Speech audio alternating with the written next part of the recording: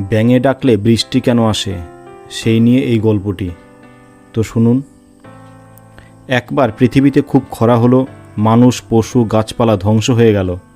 পৃথিবীর সব জীবজন্তুরা এক হয়ে ভাবতে লাগলো কিভাবে বৃষ্টি এনে পৃথিবীকে বাঁচানো যায়। ব্যাঙ স্বেচ্ছায় বৃষ্টি আনার কাজে যুক্ত হলো।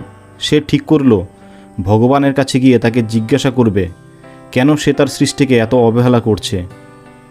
একদিন সকালবেলা সে যাত্রা শুরু করলো। ভগবান থাকে অনেক দূরে, আর তার প্রাসাদে যাওয়ার রাস্তা অত্যন্ত ক্লান্তিকর। যাওয়ার পথে ব্যাঙের সাক্ষাৎ হলো মৌমাছির সঙ্গে। সে ব্যাঙকে জিজ্ঞেস করলো কোথায় যাবে। ব্যাঙ বলল ভগবানের কাছে। বড় খরা হে। মৌমাছি বলল বেশ চলো, সঙ্গে আমিও চলি। খরায় আমরাও নাকাল, জল নেই, ফুলের আকাল, মধু পাবো কোথায়। চলার পথে পরে দেখা হলো মোরগের সঙ্গে। সে ব্যাঙের কাছে স্বর্গে যাওয়ার কথা শুনতে রাগত স্বরে বলল খরার ফলে সব ফসল নষ্ট হয়ে যাচ্ছে, দানা ছাড়া বাঁচব কী করে, চলো আমিও যাব। এমন সময় গভীর জঙ্গলের মধ্যে একটি ক্ষুধার্ত বাঘের সঙ্গে দেখা। তারও একই প্রশ্ন, কোথায় যাচ্ছে তারা দল বেঁধে। তাকেও সব বুঝিয়ে বলল। সেই বাঘটিও তখন তাদের সঙ্গে যেতে এক পায়ে রাজি, কারণ জীবজন্তুরা না খেয়ে মারা গেলে সে একা বেঁচে থাকতে পারবে না। অবশেষে দীর্ঘযাত্রা শেষ করে তারা ভগবানের প্রাসাদে পৌঁছল।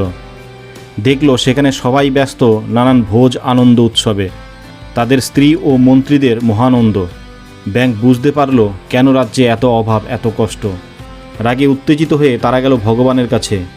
তাদের দেখে ভগবান তার রক্ষীদের ডাকল। তখন মৌমাছিরা হুল ফোটাতে লাগলো রক্ষীদের মুখে। বাঘ তাদের খেয়ে নেবে বলে ভয় দেখালো। এই সব গোলমালের মাঝে মোরগও তার ডানা ঝাপটে ভয় দেখাচ্ছিল।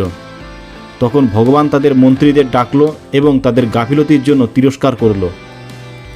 এরপর তাদের জয়ের জন্য গর্বিত ব্যাঙ তখনই উল্লসিত হয়ে সরবে পুকুরে ফিরে গেল। তারপর থেকে যখনই ব্যাঙ ডাকে তখনই বৃষ্টি নামে। প্রসঙ্গত উল্লেখ্য, বৃষ্টি আসে কেমন করে তা নিয়ে এই প্রচলিত গল্পটি লেপচাদের মধ্যে প্রচলিত আছে।